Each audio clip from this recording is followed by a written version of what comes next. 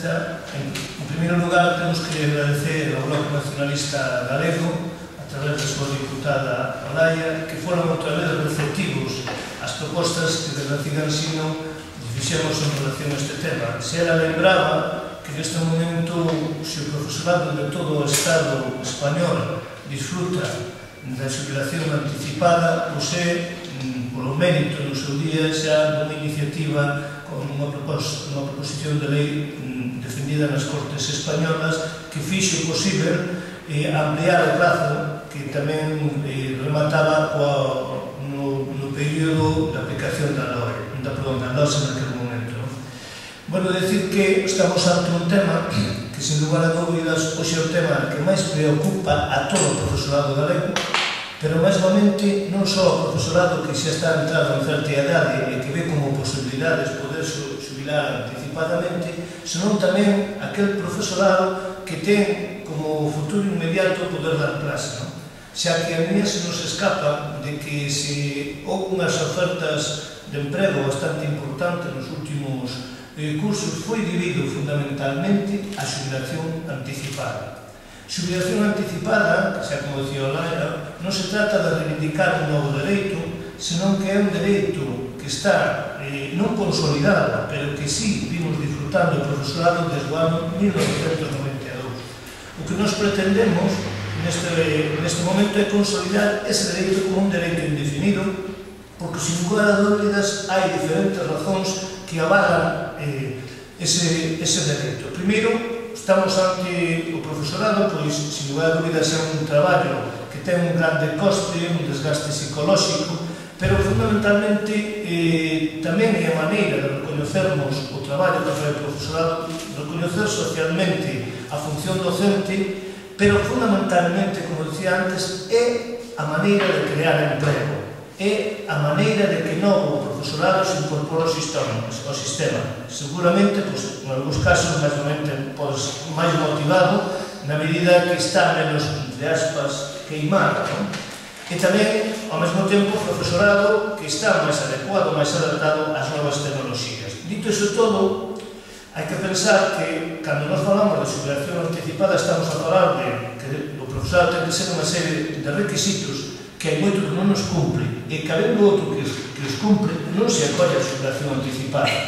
Por iso tamén, desde a CIGA, demandamos unha mellora nas gratificacións que lle corresponde fundamentalmente á Consellería de Educación. E dicimos que hai unha porcentaxe importante que non se acolle, porque desde o ano 2000, que temos feito o estudio desde a CIGA,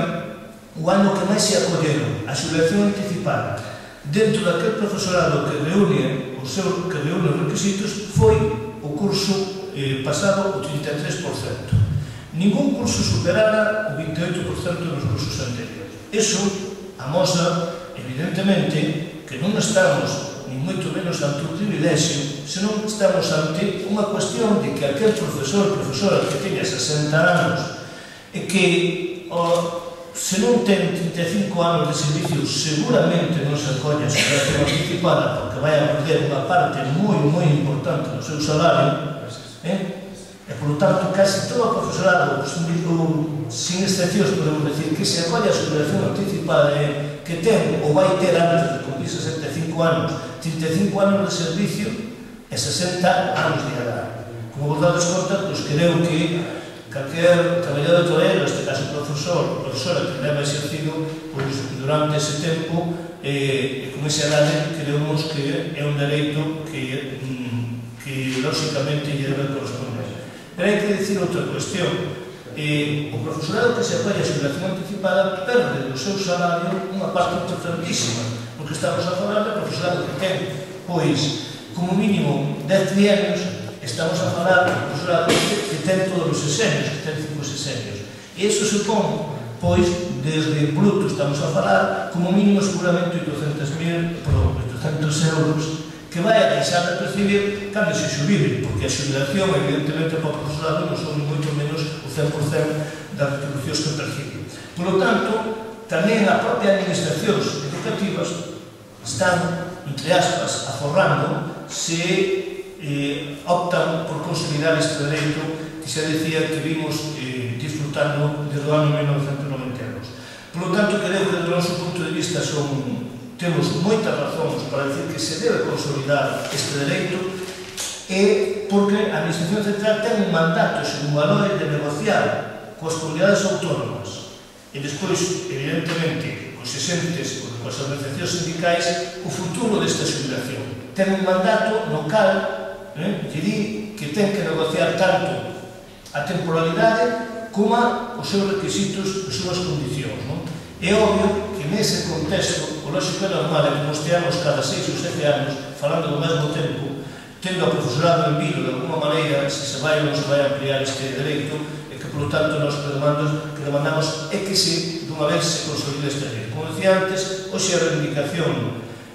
sin lugar a dúbidas, a máis fulcral, a máis importante do profesorado galego, podemos decir, do Estado español, non? Sin lugar a dúbidas, o profesorado non se pode decir que se recoñece socialmente, que hai que reforzar a súa autoridade, etc., se as reivindicacións aquelas que son sumamente sentidas, que son mesmamente positivas desde o punto de vista social, a medida que hoxe o emprego é unha das carencias máis importantes desta sociedade, pois pensamos que estamos ante unha reivindicación que a Administración, neste caso o Goberno Central, ten que asumir, e que agardemos que realmente tome en consideración a iniciativa de proposición de lei do BNG. Nós, como Cicasino, estamos levando a cabo unha campaña, que é unha campaña que xa vimos ampliando e desenvolvendo dos cursos anteriores, levamos recollido máis de 23.000 sinaturas, e o mércoles trasladaremos os delegados e delegadas do ensino público a Madrid, conjuntamente tamén os delegados e delegadas de outras organizacións sindicais do Estado, unha concentración diante do Ministerio para realmente exigir este dereito,